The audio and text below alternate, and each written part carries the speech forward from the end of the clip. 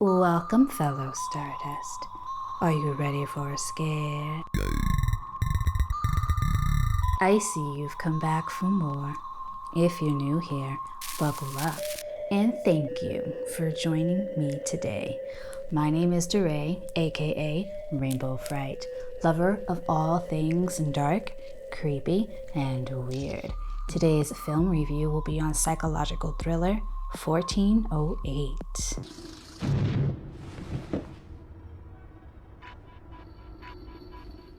As you can see, I'm still here in the Airbnb with this temporary setup, but we have found a place officially, so this will be the last video I shoot here. So I just want to say thank you to all of y'all for being patient. Today's movie is a subscriber request from Unleash LGBTQ.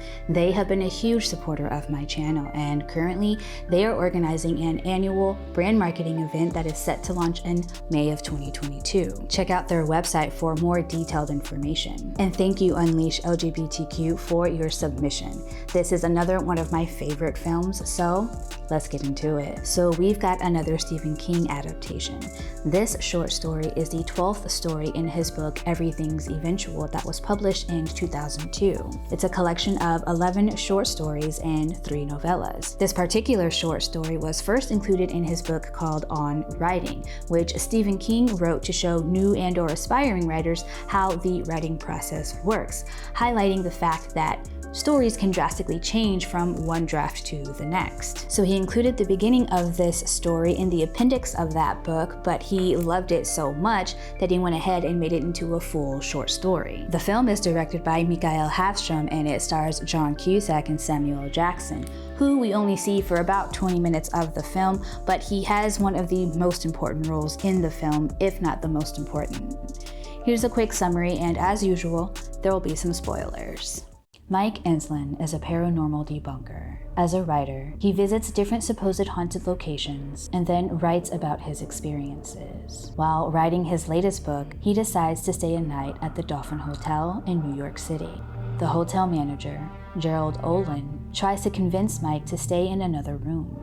Even after hearing about the 50-plus deaths, 22 of them natural, that occurred in the room, he still insists on staying and threatens to sue the hotel if Olin doesn't let him. Olin reluctantly escorts him to the 14th floor. Before entering the room, Mike walks himself in a circle but isn't quite sure how that could have happened. He shrugs it off to him not paying attention and eventually makes his way to the room. Gradually, though, he becomes convinced that something isn't quite right about the room. And after injuring his hand, he decides it's time to leave. But it's too late. The room has begun its countdown, and he must now go along for the ride. While in room 1408, Mike experiences his worst nightmares and is faced with his own inner demons. He's confronted by his past as well as the pasts of others who stayed in the room before him. Toward the end, Mike thinks he's made it out of the room, but it turns out it was just another delusion. When the timer reaches 0, the alarm clock resets and adds another hour to the countdown. With his estranged wife on the way, he attempts to save her by risking his life and setting the room on fire, hoping it would be left destroyed and powerless. The fire department makes it just in time to save Mike from the burning room. Mike warns the emergency crew not to go into the room. We then cut to Olin, content and proud of Mike for making it out alive. Mike and his wife reconcile and start a new life together. When unpacking their stuff, he plays the tape recorder he used while in room 1408. Hearing her daughter's voice stops Lily in her tracks, and Mike has a look on his face that says, "I told you so."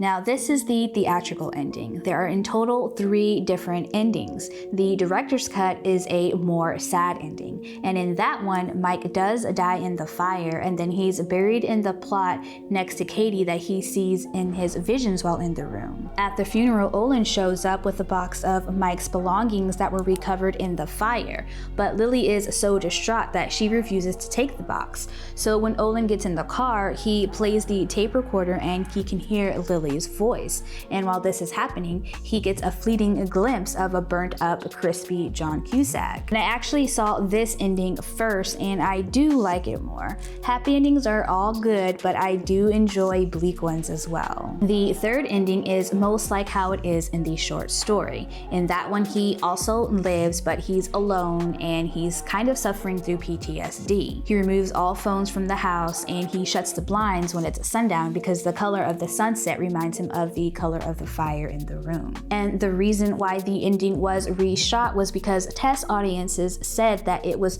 too much of a downer. I would really hate to hear that about my horror film. I mean, give me a break.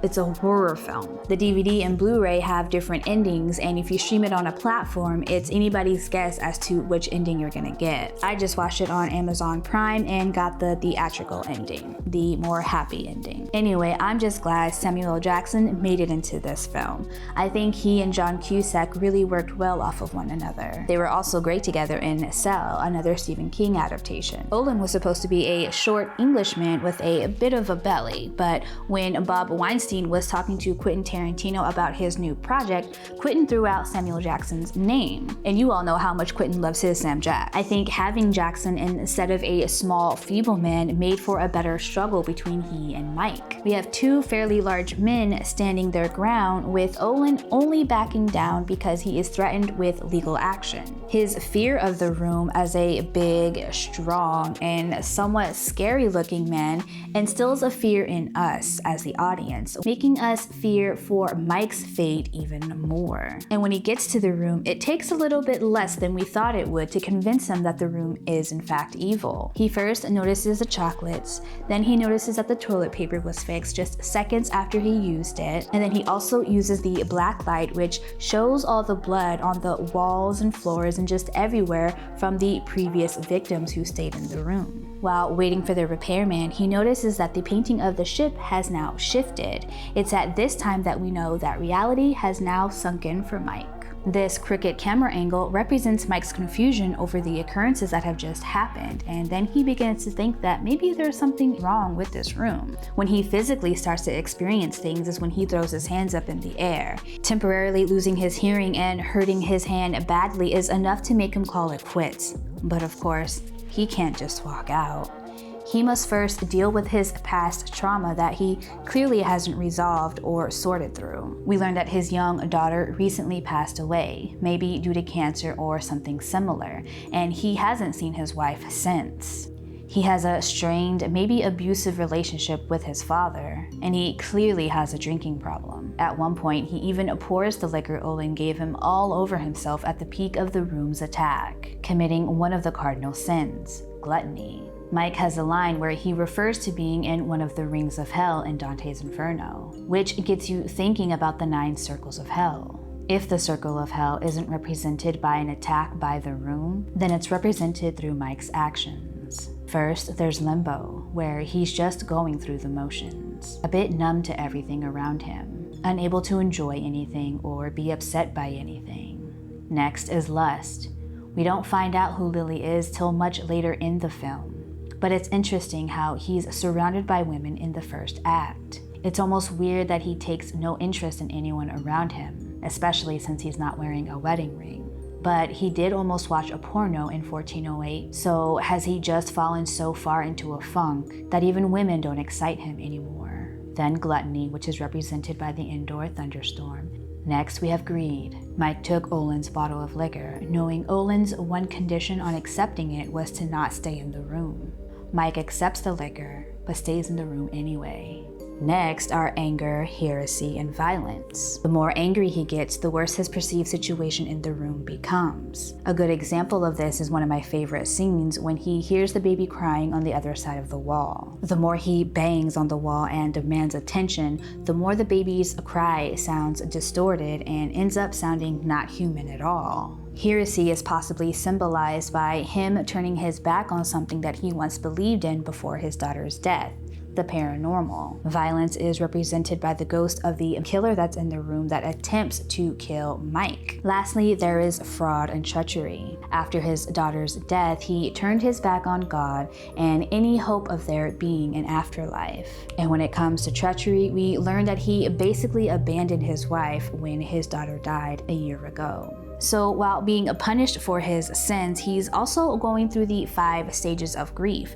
This is a theory that's been thrown around and it makes a lot of sense. He's going through a sort of purge. The 5 stages of grief are denial, anger, depression, bargaining, and then acceptance. And while this film does utilize audio jump scares, the scares are more psychological, but we do still get to see some pretty creepy stuff. This isn't your typical ghost or paranormal movie. Instead of seeing a ghost or some sort of being, the room is personified and acts as a character in the movie, and is even given a voice when it talks to Mike on the phone. Did the room send Mike the postcard to taunt him? Depending on which ending you watch, you might have a different guess. For the ending where Olin shows up to Mike's funeral thankful for his sacrifice, you might think that it was him.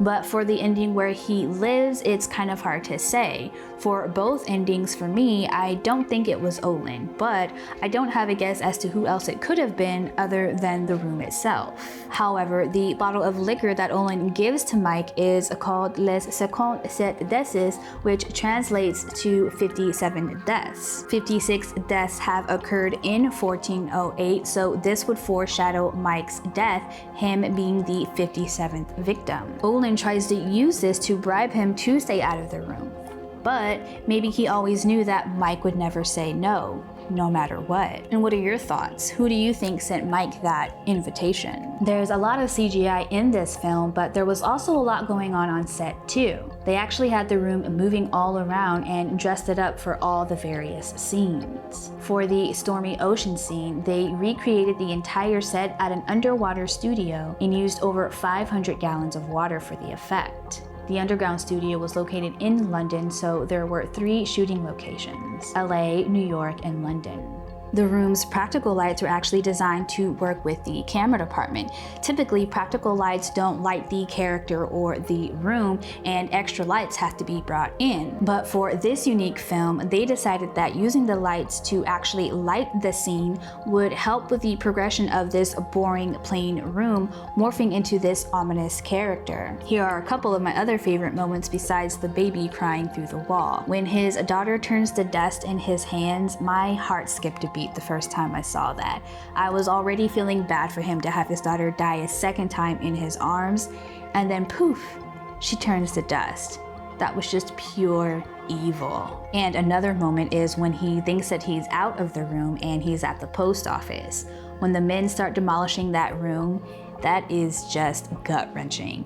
He knows immediately that he is being thrown right back into hell. I love it when songs that we recognize as feel-good songs are turned into creepy ones, and We've Only Just Begun was perfect.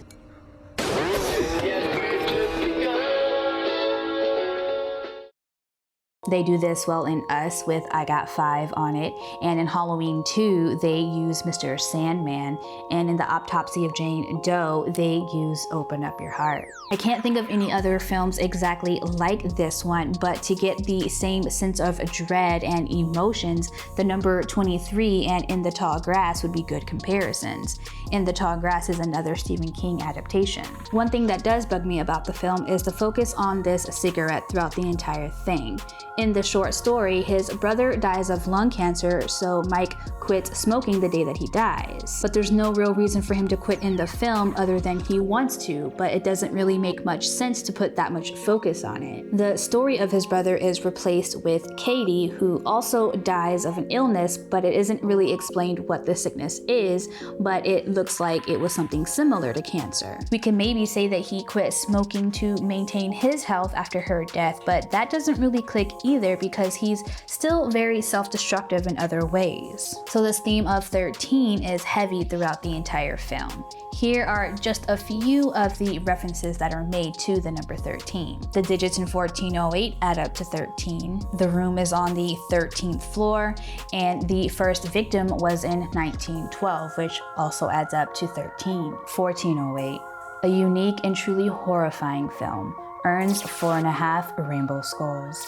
And thank you again, Unleashed LGBTQ, for your submission. If you'd like to submit a film for my subscriber requests, all you have to do is subscribe and put your movie in the comments. Well, thank you again for joining me today, fellow Stardust. I appreciate you being here with me. So with me moving again, I'm going to be really busy yet again, and I really do want to do something for Halloween. I just don't want to make any promises just yet. So bear with me again for these next few weeks, but I will definitely be back on October 1st with an upload announcing the winner of HorrorTuber of the Month. There is still time to vote, so make sure you do that if you haven't already. So if you haven't already, go ahead and hop on the Rainbow Fright Freight Train and hit that subscribe button along with the notification bell. That way you'll get notified every time I upload a new video. I hope I see you next time. Peace.